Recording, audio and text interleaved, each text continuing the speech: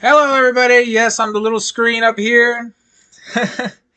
Welcome to the Curly Jae podcast esque kind of thing. We're trying something new here.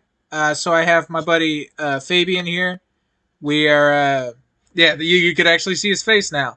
We're going to be talking about this Jake Paul fight. This is going to be an interesting thing. What if I just do this? There we go. I'm a little bit bigger. Um, Yeah, so it's an interesting fight that's going on. It's and they're calling it a pop culture event, and I mean, just looking at it, that's exactly what they're making it. They have, like I said, they have, but they just announced someone as the announcer who's Pete Davidson as the announcer, and then they have uh the D'Amelio sisters are going to be commentating. And I'm just like, really, people, and then they're like, why would you spend your money on this? And I'm saying I'm spending my money on this because I don't want this to be the one time I get caught illegally streaming a fight. They'd be like, really, you were that desperate to watch this? Like, so I don't want that to happen. So that's why I'm gonna buy it. I want to watch this whole train wreck, and I'm gonna probably enjoy it if he loses. So, Fabian, what do you feel about this fight? How do you feel about it? Main event. I think it's kind of. I think Jake Paul has kind of lost his marbles at this point. He You could say hasn't that. has experience fighting. He's fought a basketball player who didn't even know how to fight. Listen, a basketball player takes an elbow and they want to cry foul.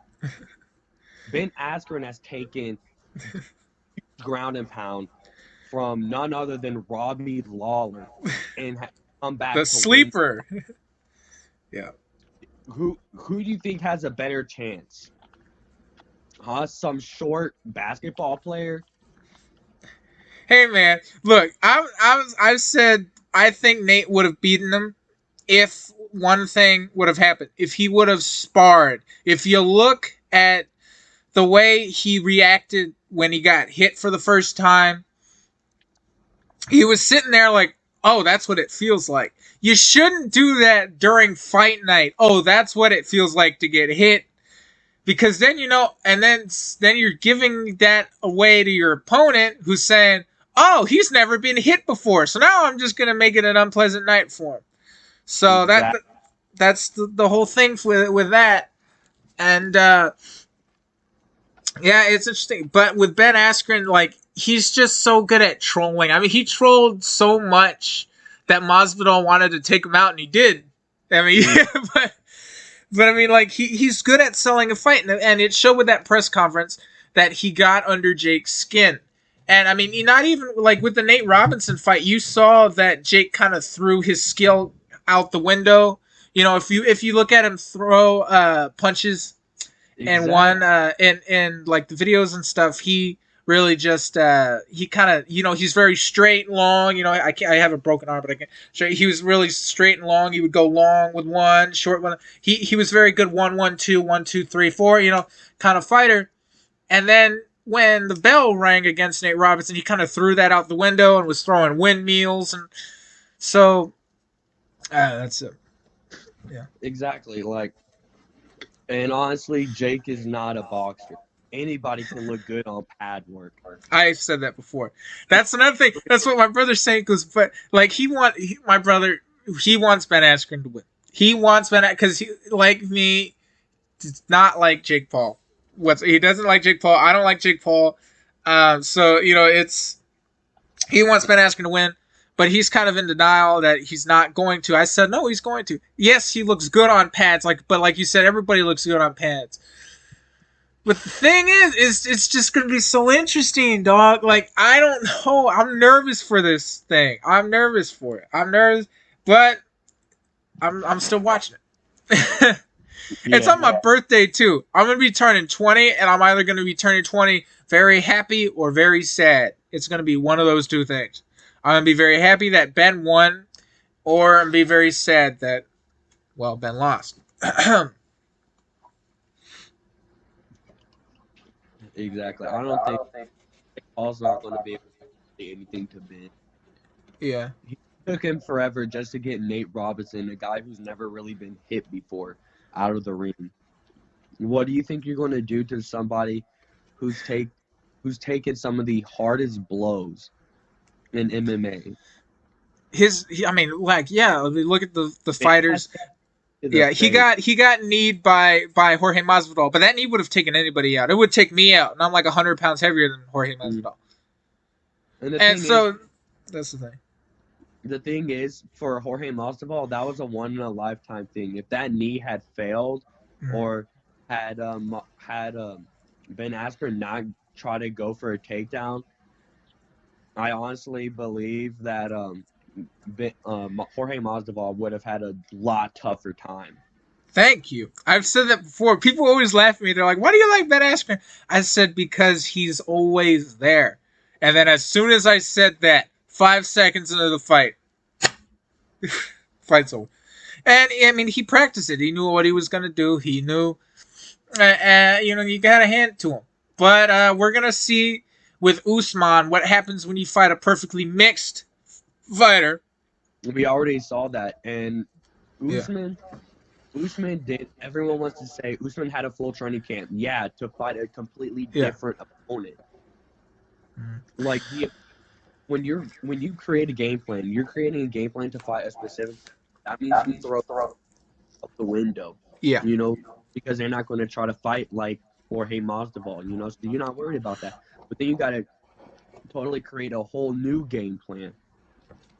yeah, And with definitely. Masvidal, his game plans are pretty much the same. Come out aggressive, come out throwing, Mhm. and take the fight to them.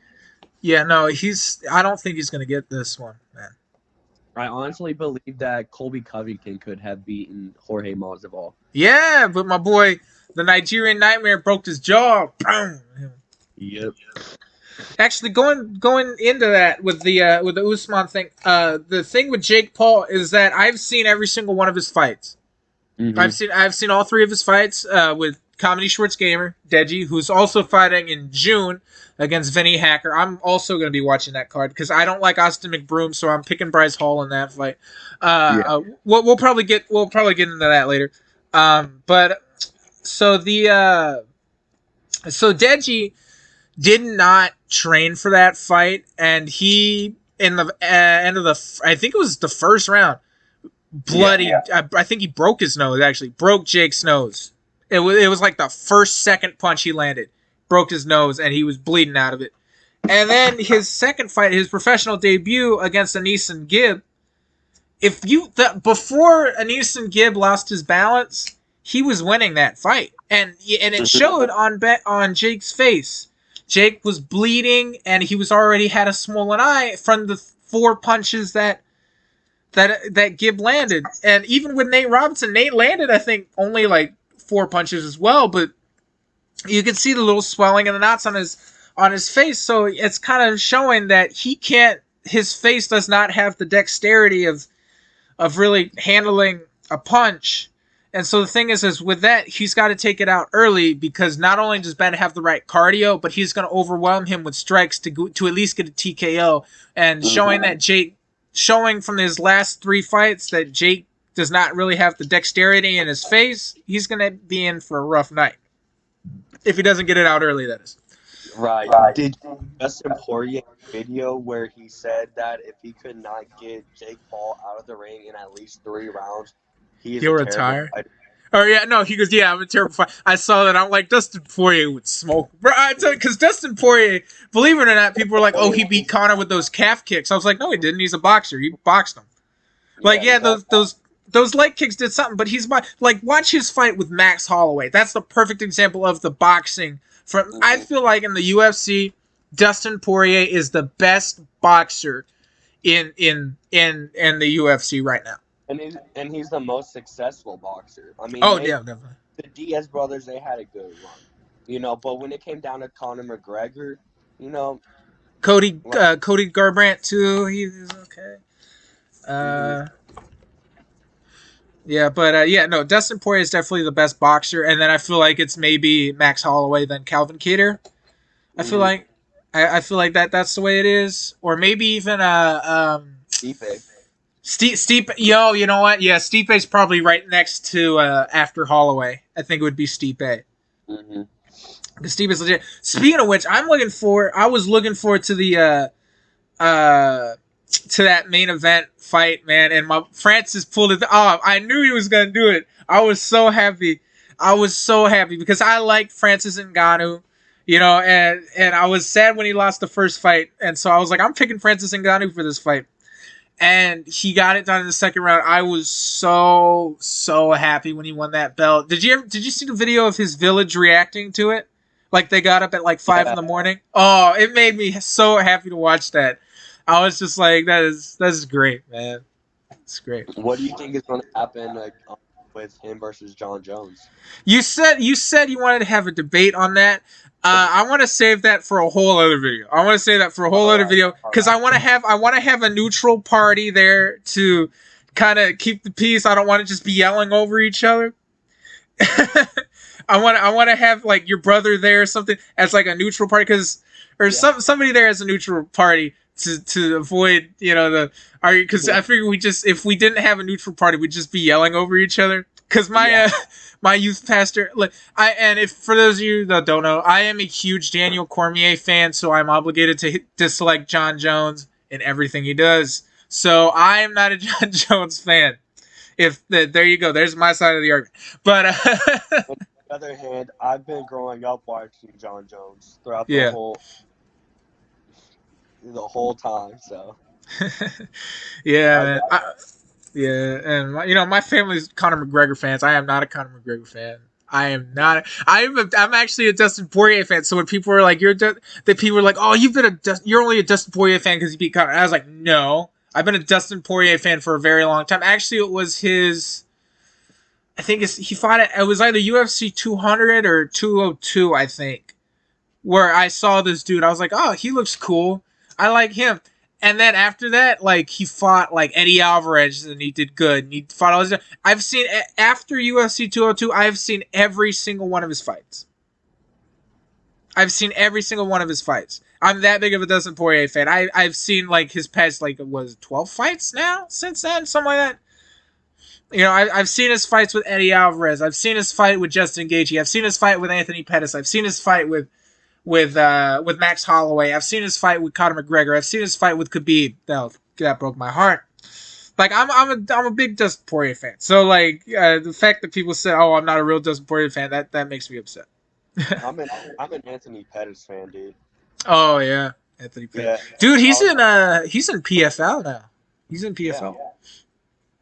I used to be a big Sage Northcutt fan as well too.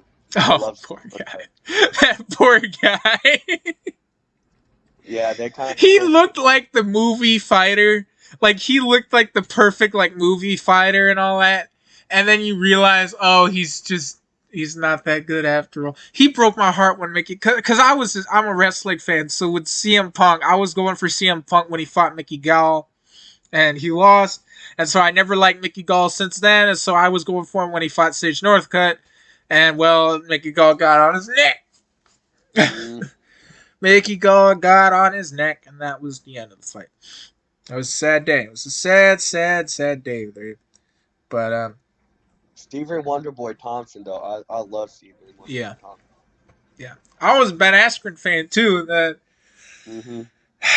yeah, and I don't care what anyone says. I like Ben Askren. I remember. Here's a quick story. When his first fight happened with Robbie Lawler, this dude used to work at Chick-fil-A, so he called me. He called me during the because he's a Robbie Lawler fan. Him and his brother are big Robbie Lawler fans. I was a Ben Askren fan. He called me. He goes, "Hey, has the because he knew I was watching pay per view. He said, "Hey, he goes, has the Askren Lawler fight on?" I was like, "Hey, it's just about to start. Ready to go." And then I'm doing the color commentary for him, and that fight was so insane. I was screaming at the top of my lungs at him, and he's just like, What's going on?" I'm like, "I don't know, man." But man, that was a crazy fight. You have your thoughts on that. You think he wasn't out. I don't remember what Herb Dean said about that fight, but So basically, Robbie Lawler looked limp. Like he Yeah. looked, his He was hands went. like that, fighting off the bulldog choke, and then his arm went down like that, and so it looked like he was out. That's basically what happened. Yep. Uh, Speaking of going out with submissions, Vicente Luque against Tyron Woodley. I did not see that coming. You know, Yeah. and I'm a big Tyron Woodley fan. I always go for Tyron Woodley, but not for this fight. He's let me down too many times now. And so I was like, I feel like it's Vicente Luque's time. And I got worried for a second when Tyron came right at him. But Hmm. Vicente weathered the storm, and he ended up getting the submission in the first round. So that was great, to see that. But anyway, going back to I know you probably still don't like talking about it. The main thing was about this is the Jake Paul fight, man. I am Hmm. so interested in this fight. I'm like a kid, man. I love these things. So like I'm interested. Like I'm seeing every Triller event. Like I'm gonna watch this Oscar De La Hoya, and I don't care how big of a train wreck that's gonna be. Because who is he gonna fight? Apparently, it's the strongest consideration so far is Eddie Alvarez. I think is what they said. They want Eddie Alvarez to fight Oscar De La Hoya, and I was just like, yeah, Oscar wins that. But I don't know, like, because with this Jake Paul fight, it's an interesting dealio. Like because I feel like he's been tricking us. Because if you watch the open workout yesterday and you watch him strike early on in the beginning, and even if you listen to him in the press conference, he said, from what Jake has seen, he doesn't think I can strike. That's what he said. Hmm. And then you see him in this, and then you see him show up to this open workout yesterday, and you watch him throw these punches, and you're just like, oh, he does know how to throw a punch. Well, you think he? Okay, here's the thing. And so I I feel like he tricked everybody into thinking he doesn't know how to strike, and then 3 days before the fight shows off his technique, and everyone's like, "Oh, he was." And I've said this before. He was tricking everybody, was but the best. nobody believed me. How do you become a Bell? You don't just become a Bellator champion just because you can wrestle. Yeah, Everybody nowadays knows how to sprawl. Okay, yeah, everybody has down defense nowadays. You cannot win just because you can. yeah, Like, of course he knows how to strike. Like, I'm like, you have all these kids saying, "Oh, Jake Paul's gonna win." He's really good on the bags. He's really good when it comes to the pads. And I'm like, yeah. I mean, dude, I watch him spar, and he's good. I'm not I'm gonna like, lie. first of all, hitting a pad is nothing, Yeah, nothing like hitting a human. yeah, Okay, you can punch through a bag easily. You can punch through a pad super easily. hmm, Now, trying to connect and making that punch go through a human skull, yeah, it's not that easy. You're gonna, especially against a trained fighter who has a yeah, conditioned chin, who has taken more. Ben Askren has taken a lot more shots than Jake Paul has. His definitely. chin is by far most conditioned in that Yeah, in that whole pay per view. It's going to be the most conditioned. Okay, he's a real fighter. He's not some old Joe Blow. yeah, He's taking a lot heavier shots than probably anyone who's going to step in that ring that night. And yeah, you have to think about it. Like he's taking open shots too, because he was on the ground just getting wailed on by Robbie Lawler. yeah. Like, those those strikes, those had knockout intentions all over them, man. He was going full force on those punches. He was Hmm. going. I was watching. He was just hitting them with these shots. Like he And was he's hitting getting them with like elbows. Rory McDonald level like fight shots. He was Hmm. going out there because I mean like he was at that point. Robbie Lawler became like the Tyron Woodley and was on a losing streak. I believe he still is. But Yeah, it is. yeah, he still is. But that fight, he was determined to win, and he almost did. I was worried for a second, man. I was like, no. I thought Ben Askren was done, Yeah, but he he was. No, he did good. Yeah, man. Ben Askren is legit, man. The way I feel about this fight, like everyone says I'm gonna die. I will always pick against Jake Paul. Jake Paul could fight against a 3 foot midget, and I will pick the 3 foot midget. It's just out of spite. I will never. It's like Dan Hardy. I will never like that person. I will Yeah. never like that person. It's just that type of thing. Like with me, like I have that spite towards somebody, and I'm just like I never like that person. Like there's just those people that I watch or like listen to, and I'm just like I don't like him. I don't like him. Like Alistair Overeem, another guy. I don't like him. Just don't like him. It's just like one of those things. I just have this connection to people that I like. Like I said with Dustin Poirier, I saw him. I'm like I like that guy. But then there are these people Now who the I other don't like, and I'm just like, Now, the only time I rooted for Jake Paul was against Nate Robinson. One, because Nate Robinson was in fight, and just because he's from the hood. Listen, just because you're from the hood does not mean you know how to fight. It means you know how to throw stupid strikes. Like, come on, man. I was just Don't. like, let's go, Nate Robinson. And then the first seconds, I see him like this, and then I see him bum rush him. That's if you watch the fight with Jake Paul and Nate Robinson, that is the definition of a bum rush. That is the definition of a bum rush. Just come in like that. And I was just like, oh, no, it's over. I'm like, it's over. I was looking at it, I'm so like, that thing listen, is just like, not go to training in boxing and say that just because I'm from the hood, it doesn't mean you know how to fight. Okay, just yeah, because you're from the not know how to fight, you do not know how to control your stamina. You don't know how yeah. to throw a proper strike. You don't even know what a jab is used for. You just throw a jab thinking that, oh, it's going to knock somebody out if I get lucky enough to land it. No, a jab is in your distance and to set It's up for a used to combo. lead and start combinations. Exactly. This is what Thor needs to work out. Have Thor Bjornsson. I love how people are like, dude, his striking is so nice. Like Joe Rogan too. Like I like listening to Joe Rogan. I agree with a lot of stuff he says, like combat sports wise. But the way he was Yeah, trashing on Eddie Hall and the way he was praising how Thor Bjornsson, he was just like, look at that technique, look at that. And then you watch his exhibition fight, and I was just like, no, like because Thor is literally his whole thing was he waited and then he came in without a jab. Every single time he came exactly. in without a jab. I'm like Eddie Hall at least knows how to jab. Like Like I'm it picking Eddie doesn't. Hall that by the way. I'm like, it's so weird because that's what I'm used to. Whenever I'm entering the pocket, I always throw a jab just to test the waters. Yeah, And it's like sometimes I do something with the jab, sometimes I don't. Most of the time it's just to maintain my distance. yeah, A lot of times I won't even fully extend my jab. I'll leave about an inch.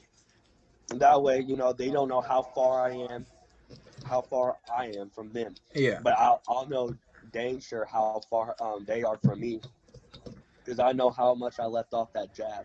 yeah. I have a, I haven't sparred in a long time. But and the last time I did, I lost. I'll admit it. I did not look good at all. I landed maybe 3, 4 strikes, and that's it. But now, like that was about a couple years ago. Now I'm like more dedicated to it. I have better cardio, I have better stamina. I might lose 1 or 2 rounds, but I for dang sure ain't gonna lose that fight. Yeah, Like I'm one of those people. Like I'm what you call a slow starter. I want to wait for the guy to run out of gas, and then that's when I'm gonna finish him.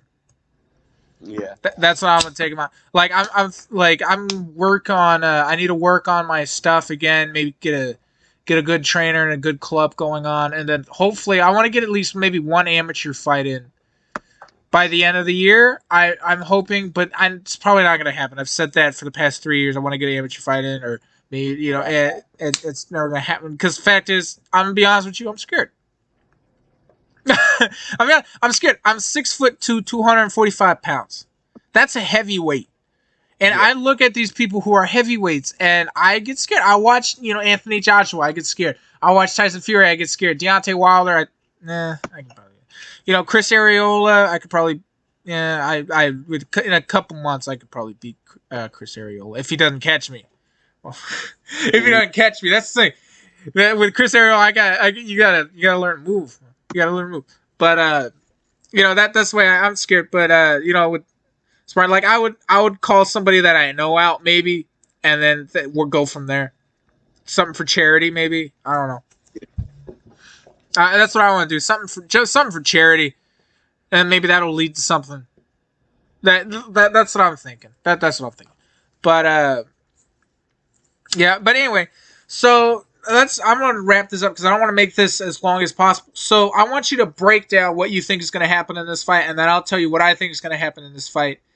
And then, because right now we're on the same page, I was not expecting that. So I'll be what honest with you, happened? I wasn't expecting that. All right, so go ahead and break down what you think is going to happen in the main event. So what I think is going to happen is Jake Paul's going to come out, guns blazing. He's going to be trying to land all kinds of strikes on Ben Askren. He's not going to be expecting Ben Askren to come up and clinch with it. Yeah. And that's when things are going to start to get Tell dirty. the Ben screen, Askren I'll be right shots. back. Talk to the screen, I'll be right back. All right, so I believe that Ben Askren is going to be throwing shots to the liver. He's going to be getting up close with Jake Paul. He's going to be landing all kinds of shots to his body, and then he's going to go for a finishing blow. All right, yeah, I'm filming something right now. That's why. So basically, I don't believe Jake Paul has any shot at knocking out Ben Askren whatsoever. Like this is a one-sided fight all the way. Ben Askren has fought some of the top boxers in mixed Okay. martial arts. You know, All right. he's not scared of Okay. Jake Paul. He's not even confident in himself as a good boxer, but yet he still knows he's going to finish Jake Paul easily. I believe in the first round, to be honest. Okay. I came in at the wrong time. Here, first round. That's your pick? First round? First, I believe it's going to come in the first round. I Wow, think okay, so you think Ben Askren gets him in the first round? I think he does 2 minutes 46 seconds in the first round. Okay. I, Okay, I, I apologize for leaving. My mom called me. Okay, so for me, I think it's going to be a completely different. This is going to be a long, long, long fight. This is 8 rounds, I believe, unless they change it last minute, which they might, because that's Triller. They did that with the Mike Tyson fight, but they might. This is going to be 8 rounds. I think what happens, Jake looks good early. Maybe keeps at bay, keeps his jab at bay. Maybe lands a good overhand right. Maybe a couple good left hands. You know, but Ben, keeps just coming forward. I feel like maybe after I'd say third, maybe halfway through the fourth round, you see the change in Jake's posture and in his energy. I think he might start to get tired. His punches might start to become a little bit more flaily. He's not going to look good. He's going to start running out of gas. Meanwhile, Ben is going to keep coming and keep coming and keep coming and keep coming and not stopping. He's going to eventually get Jake against the ropes. That's where Ben's going to do most of his damage. He's going to dig at him to the body. He's going to hit him to the head. He's going to hit him, and I feel like and then as I've said previously, Jake cannot take a lot of punches that well. So with that, I think late seventh and maybe early eighth round, Ben's going to finish him. But if the finish does not happen, then Jake will get a decision. That's what I think is going to happen. So either Jake by decision or Ben through an eighth round or seventh round TKO. That's what I think. I don't think he might knock him down. I hope he knocks him down. I hope it's like an Alistair Overeem situation where he's just like flat. I hope it's that, but I don't think it will be. I think he finishes him. I think he finishes him. I don't think it's going to be a knockout per se. right. Yeah. All right. Well, thank you for having me. I'm trying to get back into the mood of things. I currently have a broken arm, and if I sound weird, it's probably because I'm stuffed up from the COVID vaccine I got yesterday. So Anyway, hope you guys enjoyed watching this video. If you do not see this on YouTube, which I hope you will, it's probably because the audio did not capture or the video stopped recording halfway through. So anyway, you guys have a good one. See you next time, and goodbye.